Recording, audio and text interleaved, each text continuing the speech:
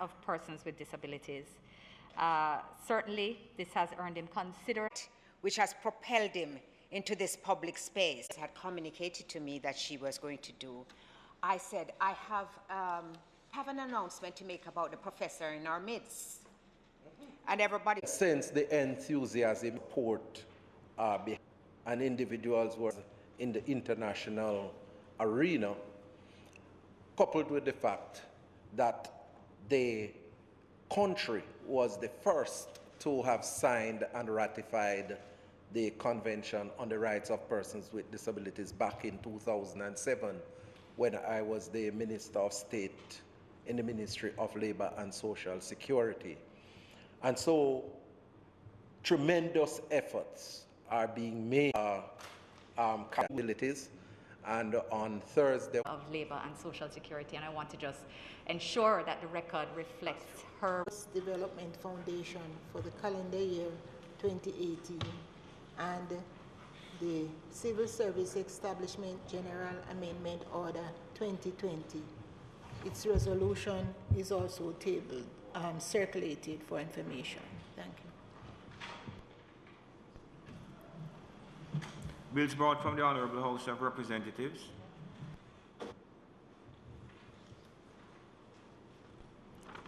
The following time. Mr. President, I beg to give notice of second reading of the bill, and I further beg to give notice that at a later stage today, I will move for suspension of standing orders to allow me to take second reading of the bill and to take it through its concluding stages. Sit, Madam Clerk. Petitions, papers, reports from committees, notices of motions given orally, questions and answers, motions for leave to introduce bills, the presentation of bills without the leave of the Senate first obtained, public business. Minister. Thank you, Mr. President. Mr. President, today it is intended to, as I've indicated, take the representation of the People's Amendment Act 2020 through all its stages, and it is also intended to open the debate on the Dogs Liability Act Bill 2020. Mr. President, before I start, I just want to ensure that members will have received copies of the amendments to the Dogs Liability Act, just to ensure that they have been tabled. All right. So, Mr. President, with that, I will move for suspension of standing orders to enable me to introduce a bill shortly entitled the Representation of the People's Amendment Act 2020, to have it read a first time, to move for and to take second reading of the bill and to take it through its concluding stages. Members have heard the question for the bill to be read a second time.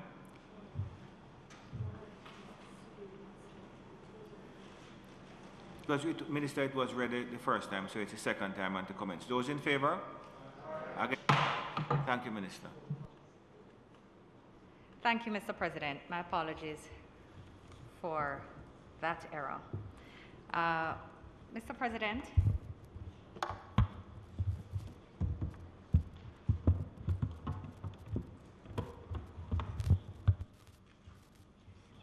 I suspect this will be my most brief presentation of any bill, and I do hope that it is a matter which will be treated with some efficiency today, so that we are able, because of the timing circumstances, able to get it to the Governor General at an appropriate time for his. The local government election, general election, Mr. President, is due at this time, 29th day of November 2020.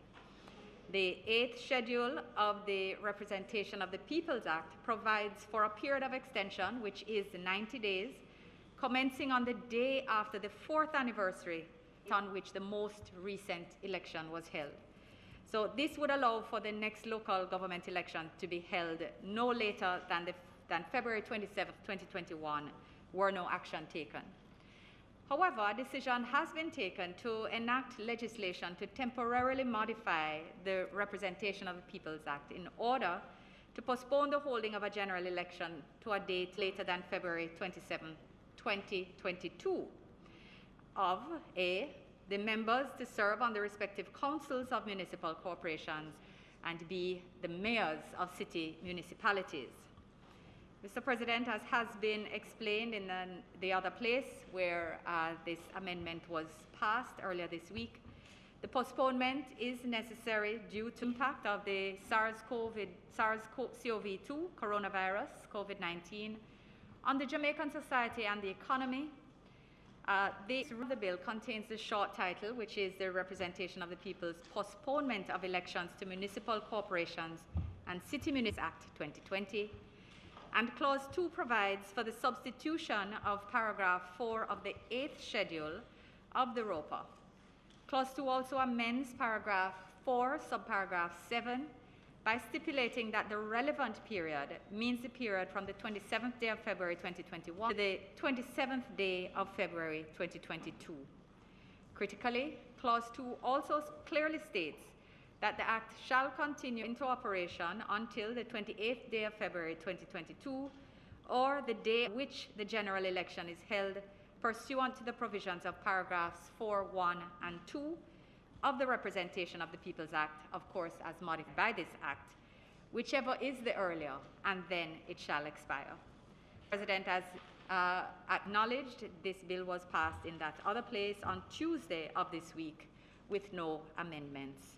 Mr. President, the unusual circumstances in which we find ourselves, I commend this bill to this Honourable Senate for debate and support. Thank you, Mr. President.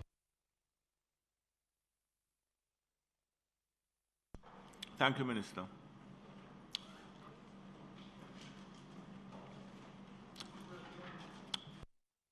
Sorry, Senator Brown.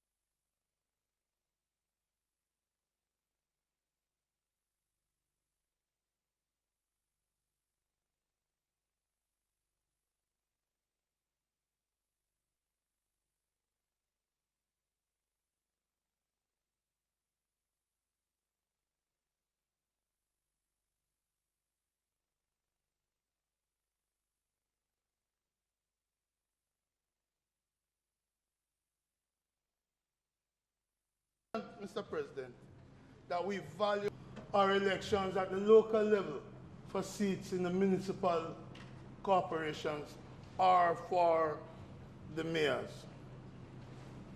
And so this short bill that comes to us, and Minister, it's ironic that the shorter the bill, maybe the longer the debates. And I saw you alluded to a short presentation. But to just postpone an election that is due in law during a fixed period does require us as reviewers of legislation, which is what we are in the Senate, to examine the electoral process and how we are treating it. Because we can just treat this as a matter Senator Sam would have then 2 terms into independence, 2 terms independence into 72 to 80, 2 terms to 89. The people decided how long they wanted. One side got more than 2 terms. I believe it's 4 terms. And there came a hue and cry that it's not right. We should not allow the people to decide. We need to get to fixed election dates because the Prime Minister, with the authority of the Constitution, is seen as manipulate when we call elections. So some call for fixed election dates. Some put fixed election date in their manifesto. And in their manifesto, they say in the first 100 days, they will bring legislation to implement fixed election dates. Truth, Mr. President, is that such promises of fixed election date, even when pronounced by the Governor General in the joint speech, have not come to fruition. Because the opportunism which led to the call for fixed election date wasn't based in love for democracy. It was based for bad mind, that one person was winning. So we need to stop PJ from winning. Let's have a fixed election.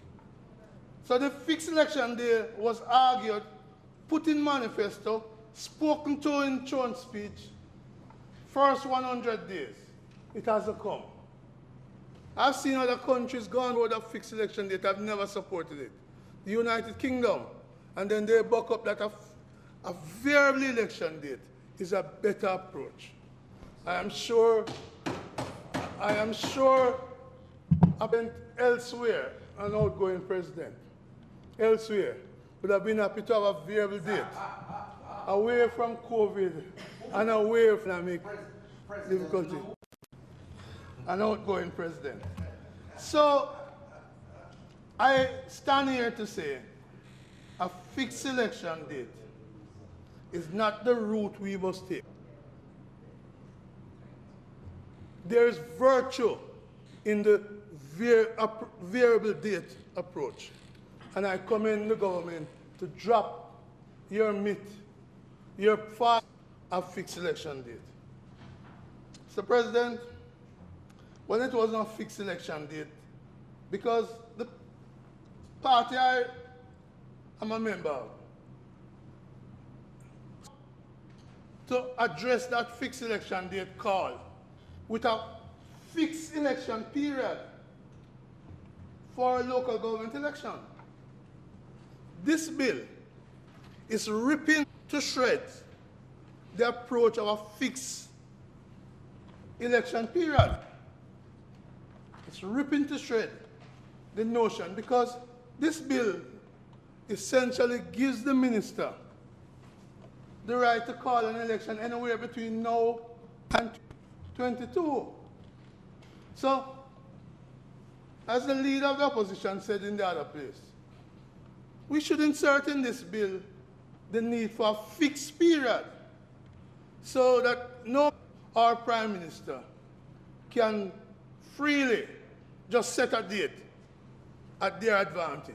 If you want to argue fixed date, fixed election period, then that ought to be the approach.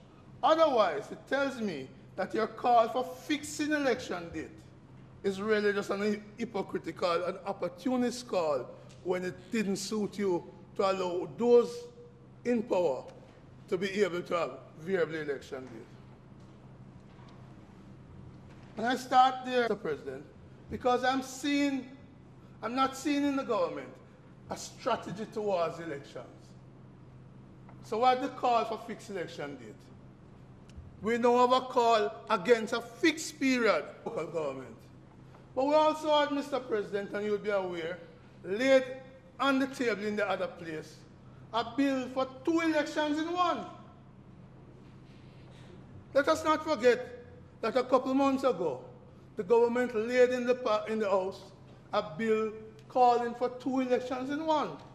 And the rationale for 2 in 1 is that the country would save $750 million by having both elections in one.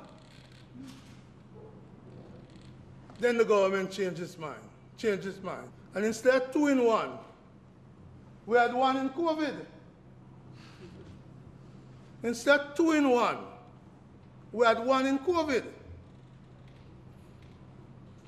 So the government has abandoned the fixed election date.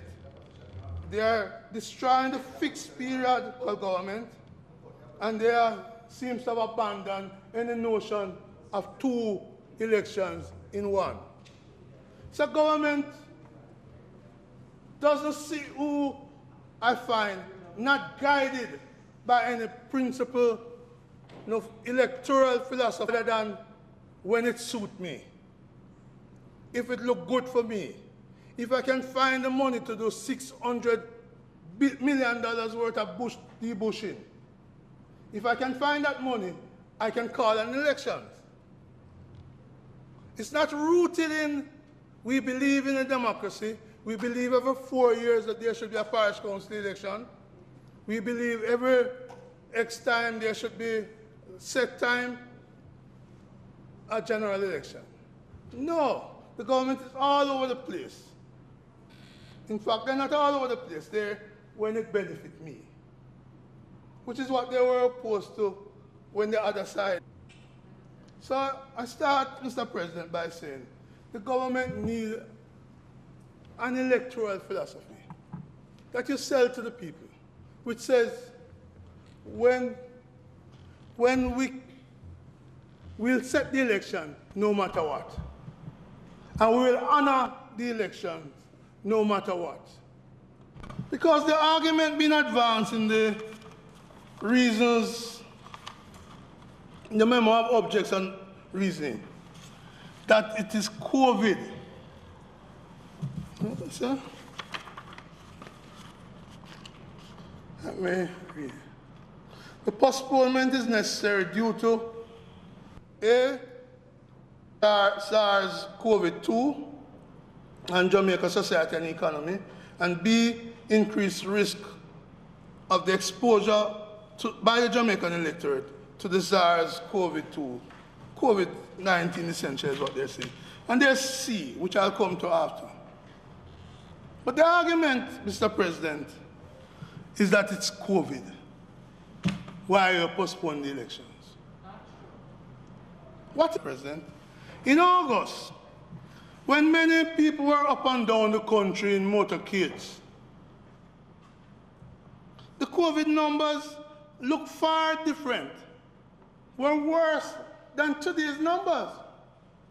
Let's take the 23rd of August, a week plus before the general election. And that day, Mr. President, there were 116 new cases traveled. And that day, Mr. President, there were 16 deaths arising from COVID. 16 deaths. Senator Samuel, Google it for me. 16 deaths on the 23rd of August report. 116 new cases. I checked yesterday, Mr. President. 59 new cases. 59 new cases. About half the cases in August. Deaths. 2 deaths. Not 16. 2 deaths. Not 16. Mr. President, on a point of order. Just to clarify, is Senator Brown supporting the bill, or is he asking for an election to be held now in the midst of the pandemic again? I'm just trying to clarify for my own understanding. Yes, really. Thank you, Senator. Senator Brown, continue, please. You may wish to respond or not, but you can continue. Mr. President, you and I know that our new arrivals, it's not a point of order. It's not a point, it's a point of clarification. She's asking whether or not you are supporting the bill or you want the local government election called now. I still have a couple of minutes to speak. It may be painful for the government side to hear the truth. But that's not the base of point of order. I will tell you our view on the elections. But our view is rooted. Our view is rooted in principle. A principled approach to election calling, not an opportunistic, not an hypocritical call for fixed election date and fixed election period. So Mr. President, COVID is the reason. We'll tell you why you can't call it, you know. Because if you could call it, you'd have called it. So don't worry about me. You're in government. If you could call it, you'd have called it. The reality is, Mr. President, the reality is, this country needs to make up its mind. Are you for certain election dates? Or you are for variable election dates? Are we going to go back, Mr. President, to the period which the last bill changed from a councillor being elected for 3 years, but Senator Sinclair spent 9 years? Because you keep postponing the election, not you, the government. Keep postponing the elections. We have gone back to that in this bill, which is to allow the minister to postpone, if it doesn't suit their interest, to call on elections. And so, my one view is that we ought not to go back there. We ought to insert specific periods, Senator Campbell, in the bill during which an election can be called. Don't go back to the free-for-all that you oppose when you're in opposition, but no, you want to embrace when you're in government. We must have consistency. So that helps land in this issue. Mr. President, we tend to have a piecemeal approach to the issue of electoral reforms. And I know we're in another cap. You are fully aware of the issues affecting ROPA and affecting the electoral system. The shifting because of COVID or a lack of funds, which I'm going to tells us that we need to settle our electoral thing.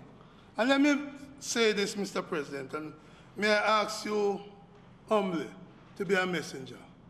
Our electoral administrators have done a wonderful job in this country and in the... Senator Brown, you have 2 representatives on the Electoral Commission. You don't have to send a message to me, but I hear it. And since you're the only one in this... Yes, man. On behalf of the Electoral Commission of Jamaica, I thank you for your commendation. And I think you should thank the other senators for endorsing the commendation. When I look at elections elsewhere, Mr. President, and see you want a recount, you want an uncount, you want a recount, hoping that it will change. When I see the effort to block some voters because they are black, I say our system is top of the world. We must export it. Senator Brown, I'm not going to identify anybody, but you are antagonizing one member of the Senate.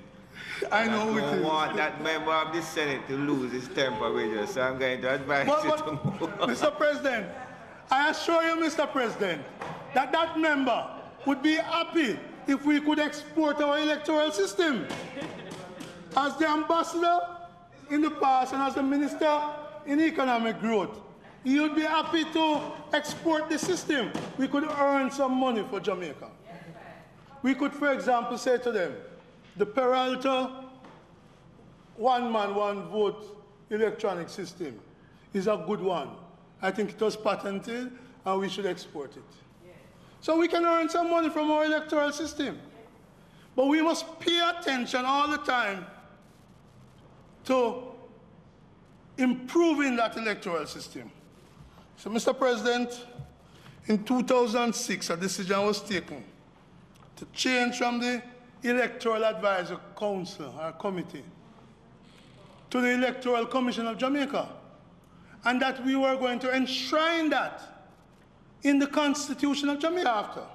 Successive governments have been in, and we have failed to enshrine the Constitution of Jamaica, the electoral system of Jamaica. Bad men, as we have seen elsewhere, can damage your... Let us put up the guardrails. Let us put the electoral system of Jamaica in our Constitution to preserve it rights therein to the people of the country. I commend that to the Senate. May I hear some applause for that? So I'm calling for the entrenching. I am begging because it confirms to me it confirms to me, due to the electoral process, is really just an opportunistic one. And I'm urging you through your applause to say you want to make fundamental change to the electoral system, enshrine it in the Constitution. Mr. President, there are some other changes we need to make as we learn from experience. It can't be right, Mr. President, for somebody integrally connected in the electoral system, say, as a director, and resigns from that position,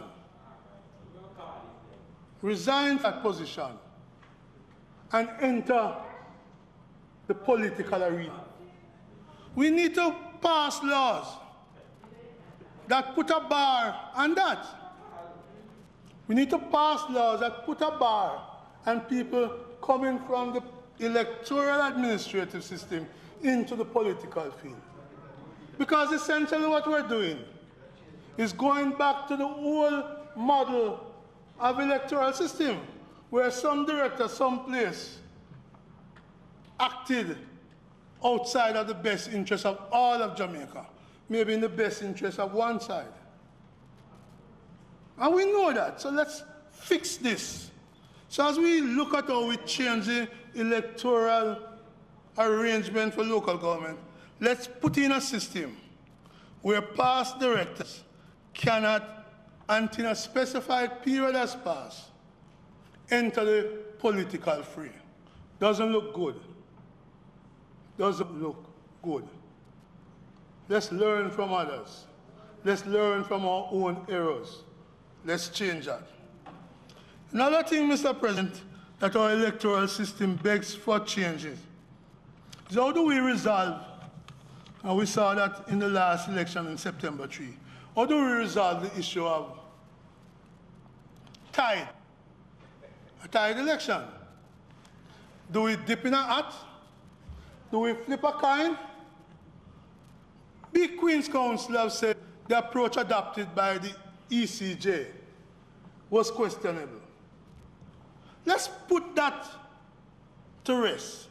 Let's modify the law saying this is how we will deal with tied election, as this was the case, Senator Samuda, in Eastern Westmoreland.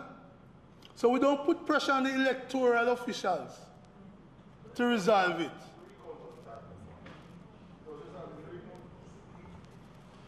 A recount has to be requested. In case where it is not requested and before it is requested, the process allows for that. Don't sound like Uncle Donald, you know, who want recount after recount after recount. The point is, there's clarity as to how you deal with a tied election. I endorse the approach adopted by the Electoral Commission. But the truth is, there are those who are out there saying otherwise. Beyond doubt, let us change the law to make it clear. I supported the ECJ position because that's what I see happen in Philippines, in the US, in other places. It works. Just put in the law saying, this is how you resolve the tie. Maybe, but then when I see learned Queen's Council adopt a view and some followed behind him, because it may suit their position. No, but the Electoral Commission did exactly what was in the law. I am saying that's what they did. I support them. But clarity, remove issues of doubt. In other words, elsewhere, Mr. President, 88 million people have voted. And people say you steal the votes. So we want to make sure in Jamaica, we don't get people like that outgoing president. All it takes is one person to spread the views, and it gets around. So as we come to this specific piece of legislation, President, the opposition elsewhere, Senator Campbell, have said we're not going to oppose you postponing it. But us not opposing you postponing it doesn't prevent us from pointing out weaknesses in the legislation as it is. It doesn't prevent us from pointing out flaws in the systems. For example, Mr. President, there are seats there for which there is no councillor. And I know Senator Sinclair will say, well, guess what? JLP mayors, so let them run the division. Had it been otherwise,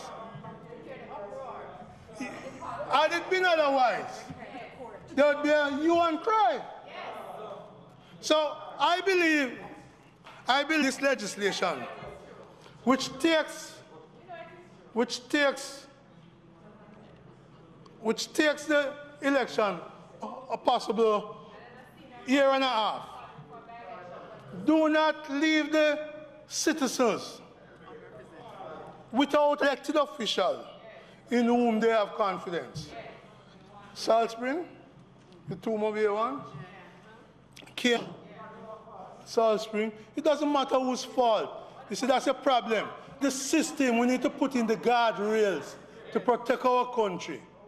So it doesn't mean, certainly, for example, I know if the two JLP councillors in Portmore were out, they don't want the PNP mayor to be running those divisions. So let us work to do this the best way. Let us put systems in place to protect the electors in those seats. And Mr. President, final thing I want to say on this is that in the reasons and objective, it lay bears the true reason why they have not called an election. It says under C, postponement is necessary due to current financial constraints, coupled with increased demand for resources due to recent flood rains that affected Jamaica. That constraint is going to go away. The 11% decline in the last quarter, the 18% before that, the fallout, Senator Allen, in tourism, is not going to bring those resources to us soon. And that is why I say it could very well be that what we're passing here today is to allow for Councillor Sinclair, Councillor Williams, to have a very long time without facing the electorate. You can't call it no because you don't have money. You can't call it no because the 49 are you downstairs. Say, don't call it. So don't come with your bluffing. You may bluff the inspector, but don't bluff me. Right? So, we are not opposed to postponement, but we are pointing out to the Jamaican people the dangers in leaving the electoral system in the hands of this government. A government that talks fixed election when it suits them, but abandon it when it doesn't suit them. A government that talks 2-in-1 election, but abandon it when it doesn't suit them. A government that talks COVID when it suits them, but calls an election in COVID that spike. Country. This is a government in the early days of a second term that the people are learning not to trust. It's a government in the second term, early second term, in which bias remarks are showing up. It's a government that got less votes than the last time when you won one seat. The reality is, the country has sent us up to do things consistently, to do things properly. Regrettably, I can't trust this government and the electoral thing. And it appears to me that the real reason why you can't call it now is because of C, under the reasons. A lack of money to pump $600 million or more of buying of the people. Spending money that doesn't give a lasting thing. At that time, sometimes, when the NWA said we need $1 trillion to fix our roads properly. It's clear to me that this government is on a course of opportunism, divide of principle, but time catch up on you. Time longer than rope. May it please you, Mr. President. Senator Brown, you know, I know you don't like sometimes when I make comments, but I think that I have the privilege to do so. Just to point out for those who are not aware that the Leader of the Opposition and the Prime Minister both have representatives on the Electoral Commission where matters concerning changes to the ROPA are discussed and agreed on by virtue of consensus. A lot of the two of the things that you spoke of relating to the tie and something else you had mentioned, matters which are dealt with at the Commission and have been subject to much consideration. Consult with the members of the Electoral Commission. Allow me to finish? Yeah. You could consult with the members of the Electoral Commission that represent the Leader of the Opposition. The other thing that I cannot allow to pass is that you suggested that a fixed election date came about as a consequence of a bad mind and a desire not to allow Prime Minister Patterson to continue as the Prime Minister. The election date came out of discussions by all parties in the Electoral Commission. It was not engineered or motivated by any bad mind against former Prime Minister Patterson, without hesitation or reservation. If you want to say something, you can.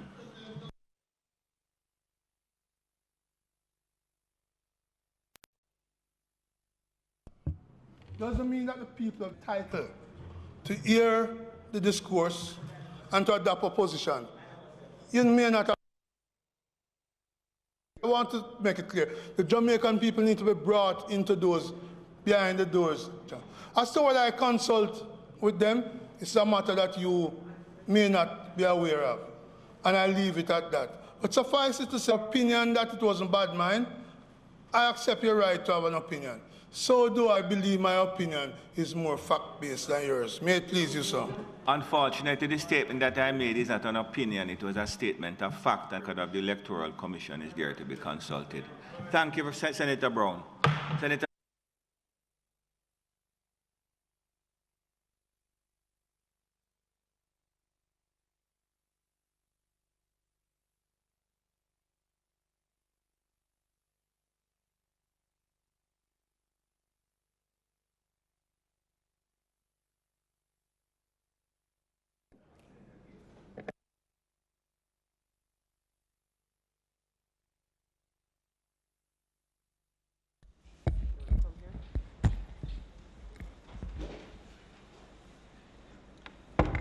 In traveling here this morning, one of those memories that come up on Facebook popped up on mine. A video. No, on my page. And I looked at it and saw my 5-year-old son. And he was in the vehicle. I was going to drop him off just before proceeding to the division of Montego Bay, Northeast, popularly called the Flankers Division. And just, well, you know Senator Ali, the first councillor that has served 4 terms consecutively in that division, yours truly.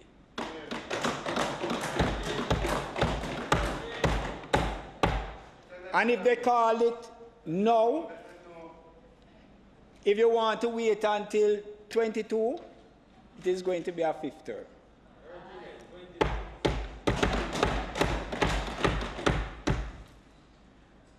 So, Mr. President,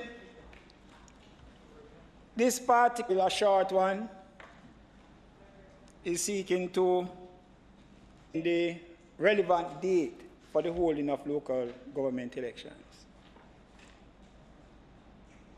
It is not a controversial bill, although some persons seek to make controversy out of it. Because when you look at the committee in a public space by the chairman of the People's National Party. He said even before this bill came to Parliament that the People's National Party that would support an amendment and an extension of time. Jackson, who is the opposition spokesman on national security, said that. And in the lower house was presented, the leader of the opposition, the Honorable Mark Golding, said that this. So, Mr. President, whether you look at one side, or whether they look at it from the persons who are rising with the other side, the issue of the delay in local government, they can find unity. So whether it is one or the rising, there is unity. Mr. President, I heard Senator Brown make some comments, one of which I found a bit misleading. He has made reference to it being 9 years. And I was trying to understand whether he was referring to this bill seeking to cause persons who are now councillors to serve. Because there was a local government election in 2012, March of 2012, and there was one in of 2016. So this postponement, how he presented it, this is what I understood, and I believe our leader also got that same interpretation. So this bill is doing an extension of the elections to be held at a period in February 2022. In the past, there have been postponements of elections, local government elections. So it's not a new phenomenon. The JLP administration in 2010, 2011 had a postponement of local government elections. But the PNP, that was for a short period, in order to clear up certain issues that there were certain programs that were being dealt with, that one desire being placed. The PNP between 1990 to 1998, having had an election in 1990, kept postponing local government elections over and over and over again. In fact, if you're elected as a councillor in 1990, you become pensionable by one election, you have become pensionable with one election. The reasons for those postponements that existed between 1990 and 1998, well, we're not going to go into it, but because the jury is out as to the validity of the reasons given. We now have this seeks to do the postponement, and it states quite clearly what the postponement, the reasons for the postponement. But I just want to say to Senator Brown that fear not. The Minister has made his pronouncement, Minister of Local Government and Rural Development, in respect to not calling snap election. So you will be aware.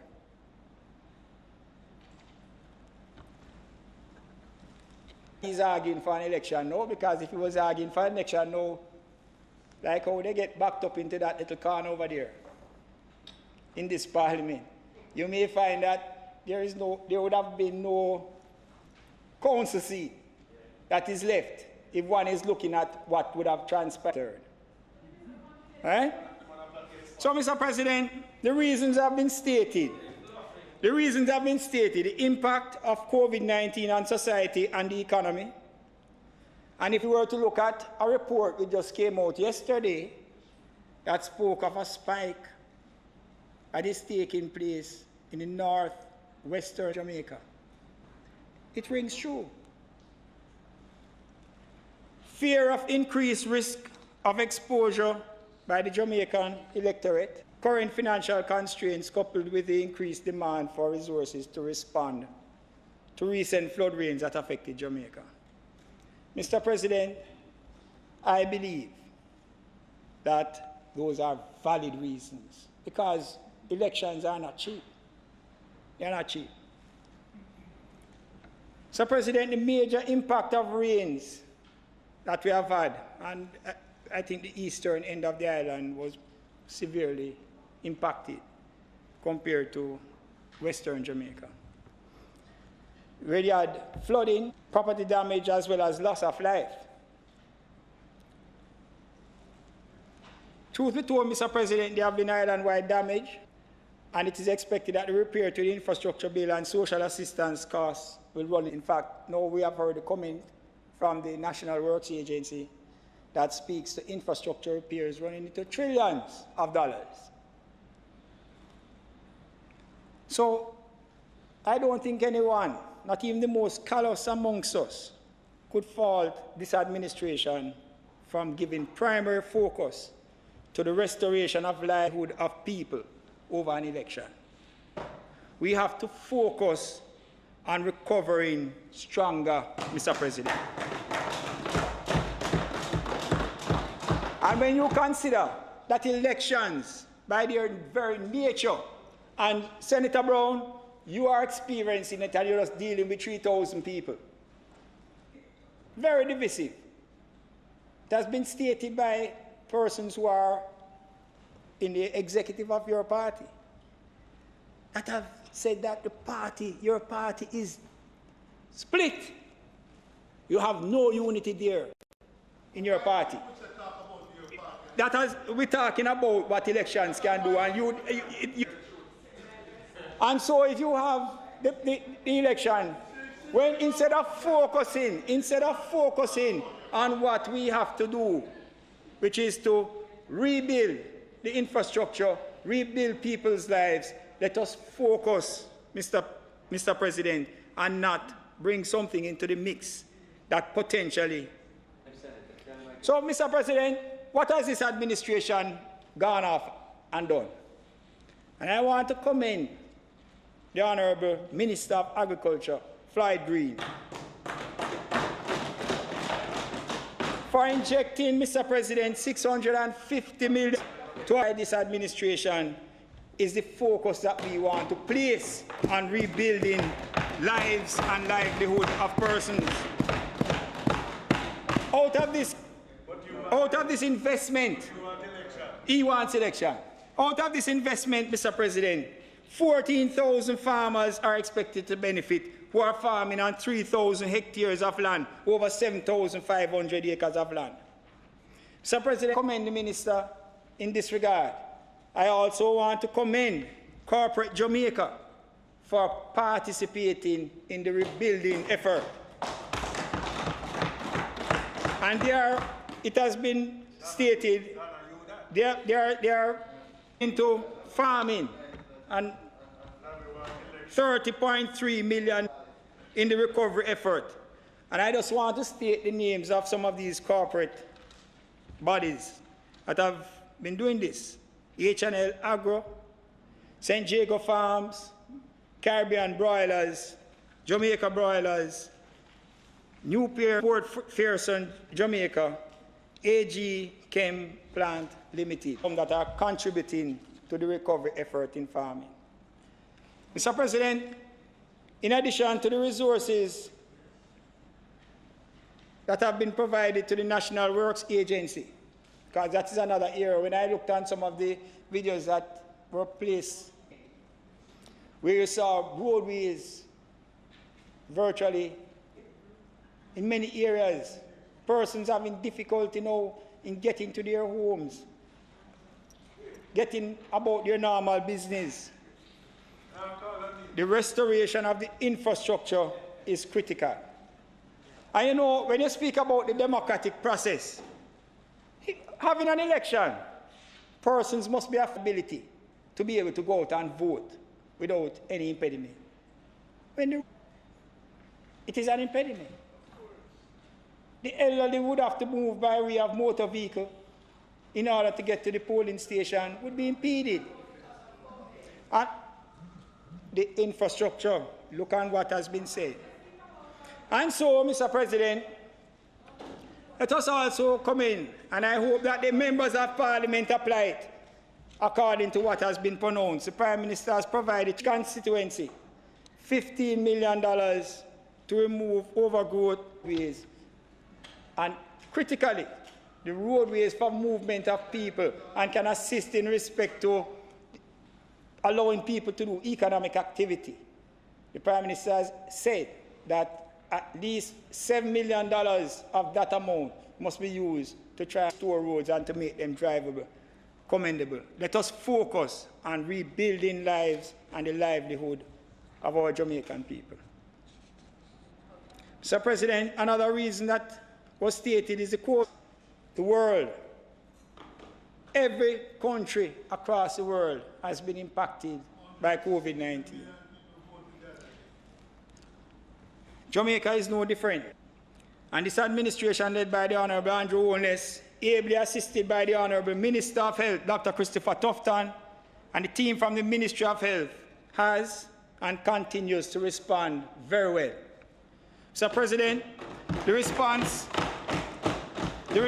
has been transparent, with regular briefings to update the public and to educate and guide on protocols to control the spread and impact.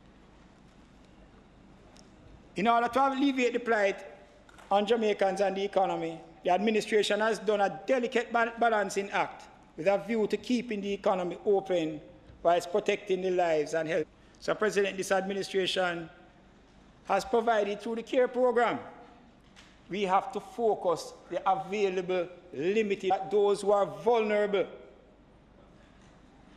fall in the vulnerable class, that they can benefit, and the CARE program that was instituted is one such program.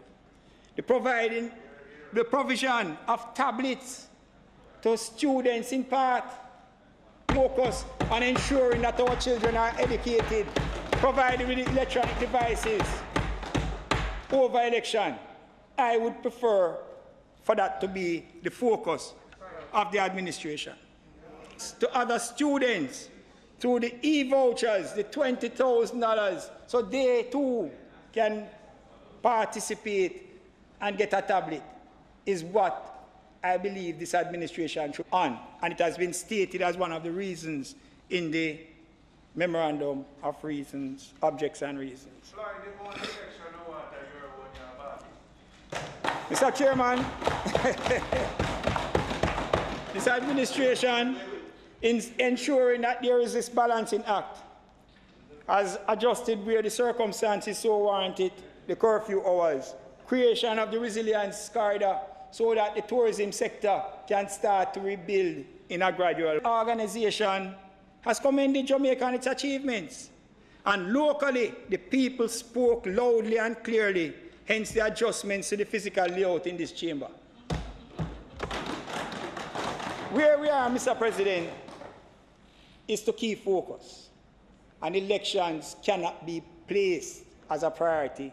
And I believe that in doing this and bringing this bill, the adjustments, we can focus, ensure that we rebuild society and the economy.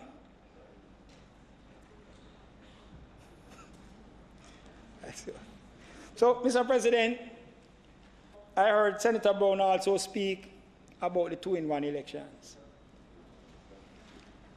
And there is a well-known saying that hindsight is 20/20 vision. Mr. President, when the Honourable Prime Minister laid for the amendment of the ROPA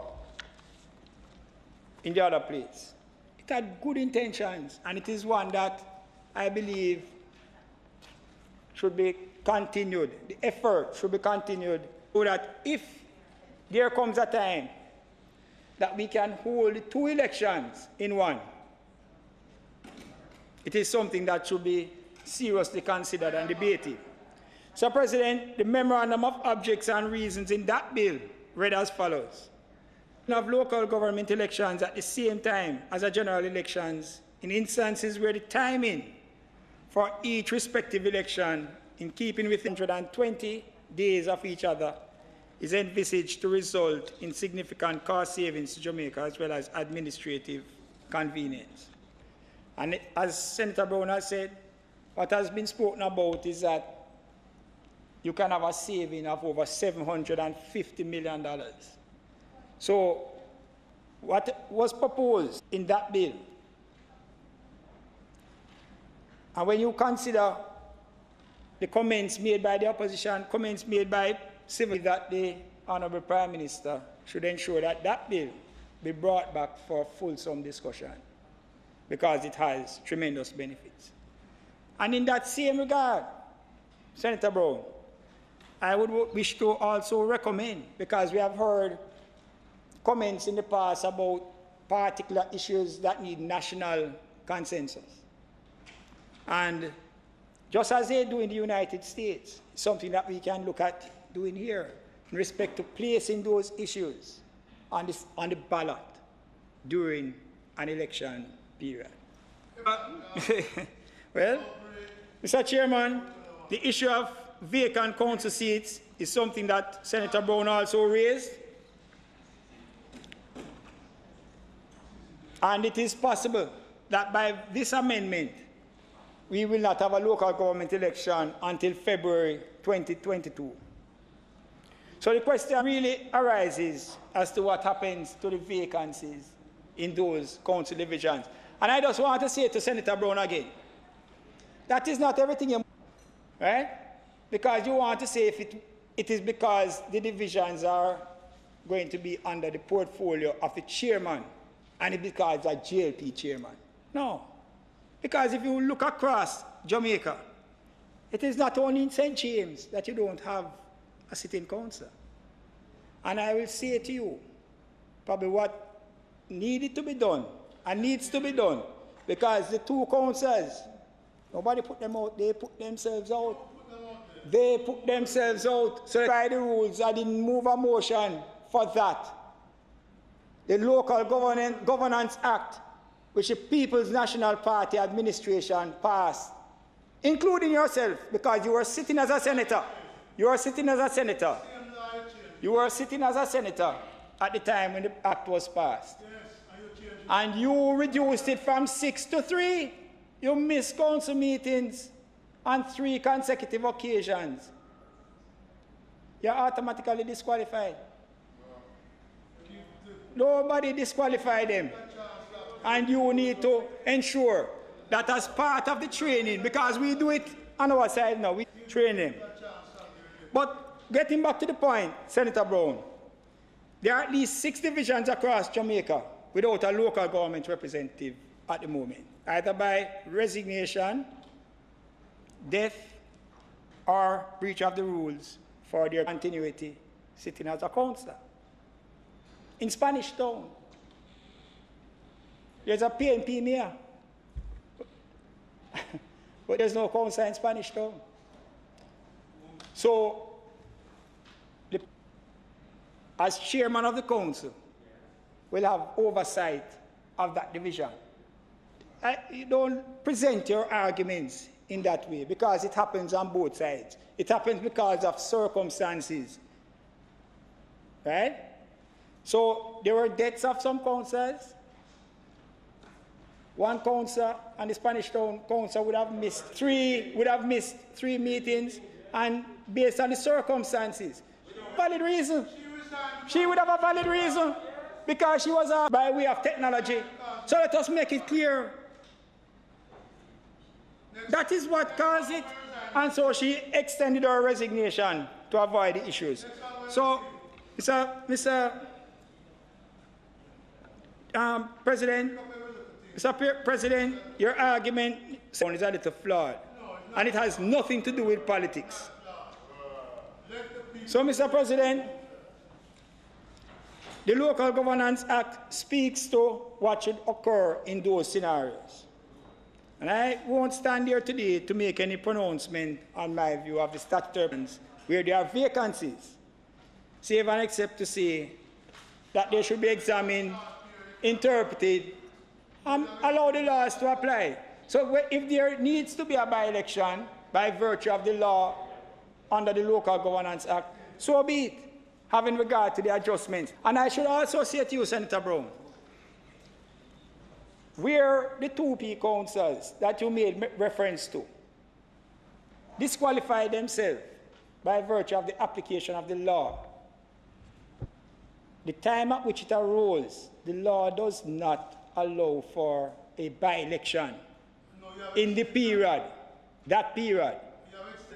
Well, and that is why I'm now saying, with the extension, one has to look closely, examine what the law says regarding those vacancies, interpret it, and to apply it, so that if there is need for a by-election, that there should be a by-election. Mr. President, as Senator Brown says, and I agree, because local government councils are the persons that are closest to the people. And I do not believe that any division should be left unrepresented. But just for clarity, it is not necessarily in respect to the representation. It's only political representatives that can make representation. The PDCs is an opportunity for the citizens within the division to participate and to make recommendations and to have the chairman do things within the division that unfortunately does not have a local government representative. And similarly, the SDC can organize these communities.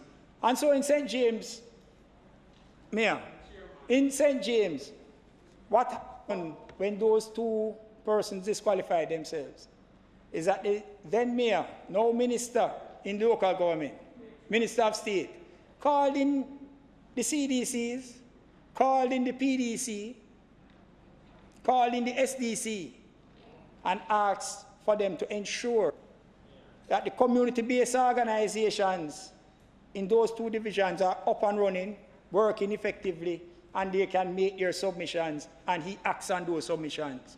So we have established a transparent approach to dealing with situations, not only a local government representative.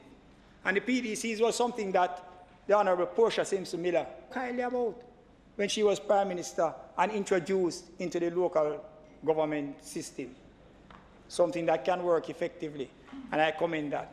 So with those comments, Mr. President, the amendment that is being supported and the reasons that have been given is something that I fully endorse and support. Thank you very much.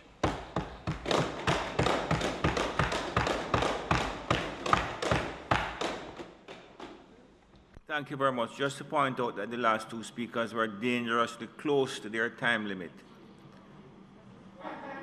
Senator thank you, Senator Sinclair. Senator Crawford.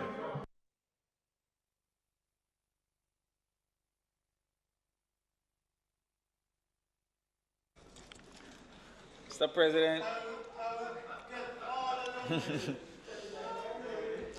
Mr. President, I want to highlight, Mr. President, that I haven't said much in a very long time. So I want all my time today. That's right. Senator Crawford, we note both in and out of the chamber you have been remarkably quiet. It's been working miracles marvelously, sir. Well, Mr. President, I had to speak today because I think it's necessary for us to highlight that there's a difference between the game of politics and the business of government. No point of order. You see, Mr. President, Senator Samuda would accept that there's a reason there is no opposition benches in the JLP executive, because the JLP in the politics is seeking to get advantage for its political party. No, as a brethren. And also in the People's National Party, there's no opposition benches in the executive because the People's National Party is seeking to gain advantage in the game of politics. To the contrary, there are opposition benches in the government because the government of the day should be seeking to gain general advantage for all the people of the country. And so therefore, there are times that because the business of government is so intertwined with the game of politics, we don't separate and understand that there can be times that the game of politics is negative in its outcome to the business of government. And there are other times that business of government can be beneficial in the game of politics.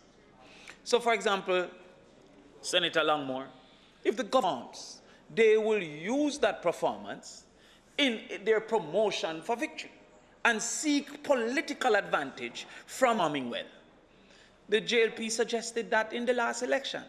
You said one good term of government performance deserves another term in a political performance and your political advantage that you sought. The people, you say, agree with you. Now, that in seeking political advantage, you can be deleterious. Sometimes the actions of the political party becomes a priority over the government and leads to a negative outcome.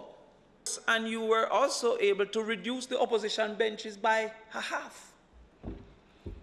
But those actions led to COVID deaths increasing by almost 20 times. What were those actions? What were those actions? To request of the member to withdraw that statement. That is an erroneous statement. It's a point of speculation. There is absolutely no evidence of a link between the pandemic and the spike that is increasing globally and the occurrence of an election here in Jamaica. And I have been consistent. And you see, that is what I learned as a child. My father used to tell me the truth is constant and consistent. The truth can't change. I was in the wilderness as one of the very few politicians who constantly said no election. Let us look at the things proposed. Let us look, just give me a chance, just today. Let us look at what was proposed by the Ministry of Health. The Ministry of Health would be a limiting of inter-community movements that the activities of an election were likely to create risk for an increase. Not only did the ministry, and I mean, I am consistent. Nobody can say that I have changed my opinion. You learned after a concept we call correlation. Has been the case since the election. An election was to be called. No matter what the opposition said or did. And I mean, we can assume. But also, he gave us governmental disadvantage. And secondly, he cannot be absolved from the losses that the economy will take further. That's right. Because as you would have said, and many Jamaicans agree, there was a time, Senator Webby, were on TV 6 hours and 5 hours, a chance in America contributed. How is it that the government, the Christmas under for a 2-day period, and I can't blame them for a... They came here to say, now on the demands on the budget, consider a 2-in-1. The push-up interview, iPads, a point of order. Mr. President, I'm happy to see the tablets. Up and down now, seeking to get these tablets.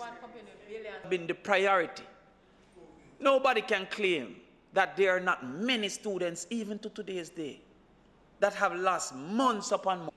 And now we're scampering to get computers, just putting out all kind of cards for proposals. You did not save. Could do some care package. Because the last set of people got us 7 months ago. Yes, just save. The 2-in-1. Let us look at the 750,000 that you never saved. That would have been able to do some of the roads. Some of the roads that need to be done. So that, that Senator, that the people in Garden Town don't have to come off of one vehicle, car up on a bike back, and go over to another vehicle if you live in Mavis Bank. 7 over in Million, the river over in Bull Bay, that have not been cleaned for at least 8 years. An effort to concretize misinformation that the people are squatting. know that era. They are not squatters over there. That is a legitimate community. Me not talk about the other side. Of course, Weiss Road is a legitimate community. It could have cleaned some drains. So while I am not against, because unlike another, I am consistent in my arguments. That's right. Because when they said elections in the general, and if they speak COVID, and if them say in the debate, and as I say election, that's a political advantage. I say that is your expected period for the reduction, change the debt percentage. Yes. And I say, on what basis is it 2 or 3 or 5? Do you expect tourism to come back in February? No answer was given. No, we have to change it again. So 2022, what is the basis that you're working on? That has not been presented. And so while it is that I agree with a postponing, I think you have to give us a little, or should give us a little more information on the reason for the period that you have asked. Because you think that this is going to extend. Business people need to know. Hoteliers need to know. People, the decision to be. With that, I thank you, Mr. President.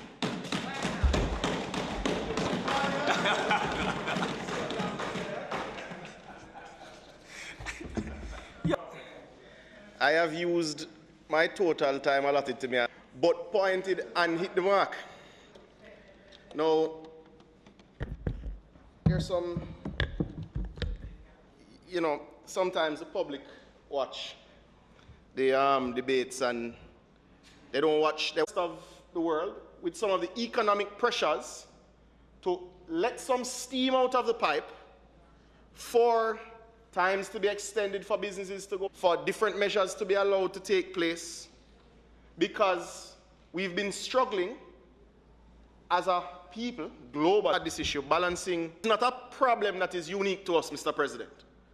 The facts are, you've had to give and take. Sometimes you have to hold on a little stronger because you don't want your hospitals to be overwhelmed and your health professionals to be overwhelmed.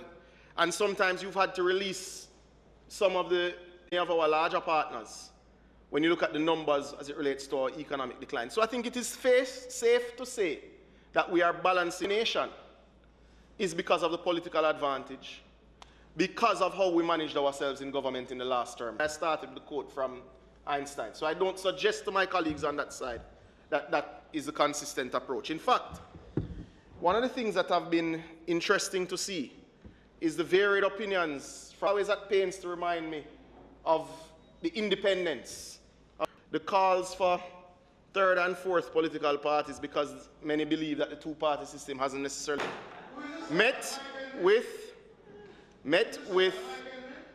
well, you're bringing him across? I don't know of that. I know he sits quite comfortably on the government.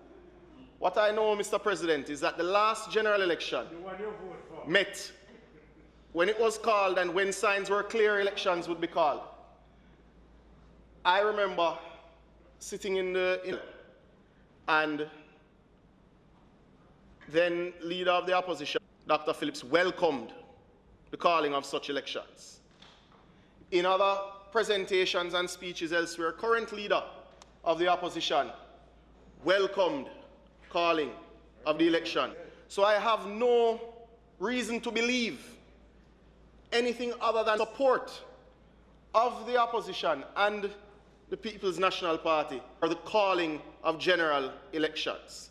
Now, what I'm also aware of, because I would have worked, as all members here on both sides would have worked for themselves in elections. No, certainly there wasn't perfect adherence. Absolutely not. But that we should have done based on that. And that would have taken a lot more time and a lot more planning. But I believe it's where we should go, President, as my colleague, Senator Sinclair, would have said. But you move to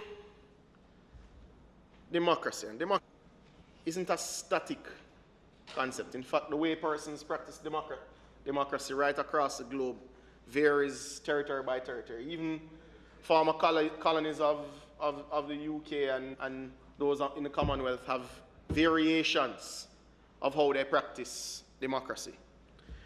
And, President, I don't think there is a senator who has sat in this chair, not this term, certainly not last term, none of the ones that I've met who would have served previously, who don't have an appreciation of democracy, who don't hold its values dear to their heart.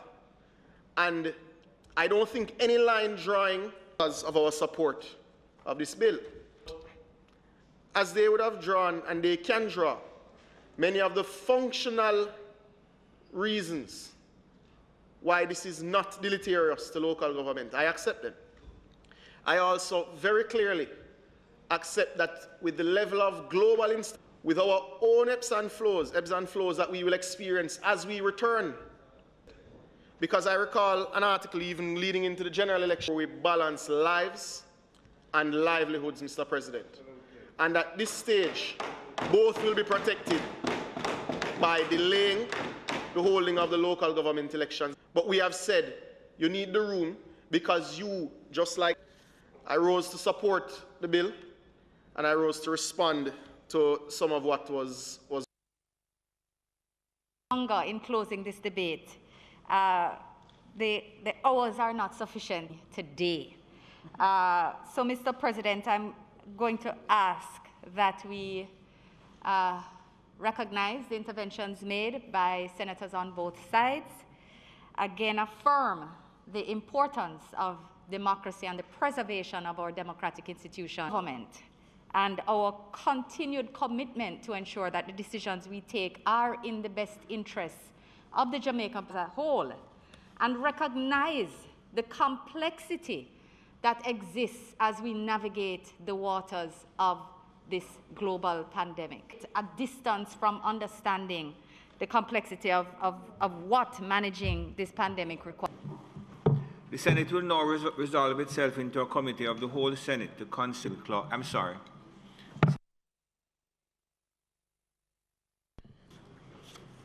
A bill mayors of city municipalities read as. Thank you. I put clause 1. Those in favor? Against? As has been in the case, and we are, of course, willing to go through some of the debate, but if are descended from wolves, some display vicious behavior for the rest of their lives. Mr. President, rest in peace, they both died from dog attacks in 2016 and 2018. Would recall was attacked and mauled by a pack of dogs while he's on his way. Mr. President, think for a Senate to make laws for the peace and good government of this country has to consider the McHale. Sure, Ballon, if asked, what is the responsibility of a dog owner, the duties to be performed. So where there's been a failure by dog owners to employ, they have been based on consultations with quite 20 might the Senate be permitted to sit beyond 1:30 to complete. Who live at a premises where the dog is kept can be presumed to be the owner if the dog is under that person's care, and if the dog is under a person's care and control at the time of attack, to live with you, and the dog attacks somebody, you cannot say, but it's just a stray dog we find on the road. No. You have taken the dog under your care and control, and accordingly, you are now, under this act, because you are now responsible for the dog's activities out in the public space. You now play safely. Lane is obtained that your dog has attacked someone or an animal. That is in fact $100,000. And from a dog, Mr. President, firstly repeals to this honorable Senate.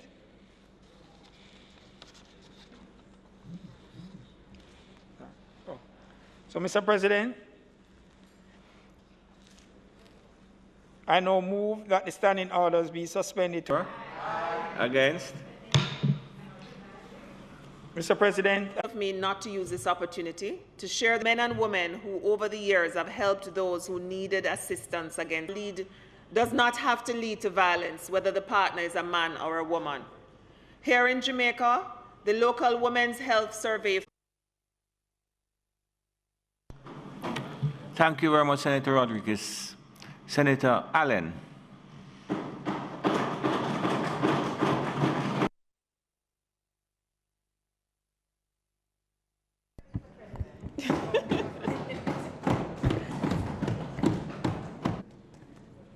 Thank you, Mr. President.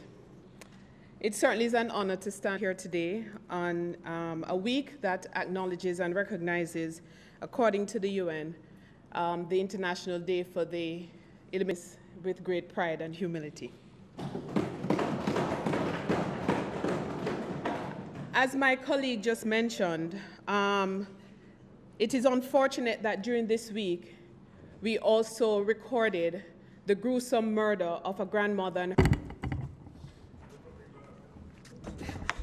El Salvador and Venezuela at a rate of about 43 per 100,000 persons, women who have been affected by violence. And since 2016, Jamaica was listed as having the highest violent death rate of 5.6 per 100,000 female population. Violence against women is real. It occurs in various forms: murder, rape, trafficking, beatings. And then there is the other type of girl. However, we ought not address violence without examining the root cause. And it's not just about a dysfunctional youth or some uncaring, maladjusted man with no blood running through him. It is, in my view, systemic. It is rooted in relationships, domination, and control. Therefore, our collective solution must be a commitment and resolve in creating a more equitable society.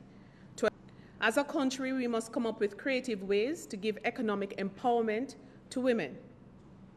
As women, we start with a deficit. We start in order to make a headway financially, to be independent and rid ourselves of harmful situations, we need to be provided with additional support. Transformative, radical are required today more than ever before.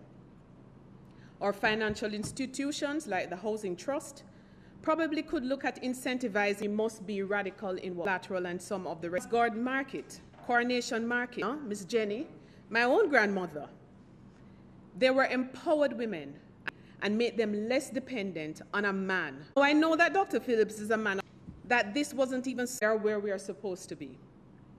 I expect very soon, however, to see more women moving from navigating the life as a woman and thriving makes it obvious that if we had a level playing field, and because we have been forced to be all this simply by being a woman, to ensure that we make, Mr. President.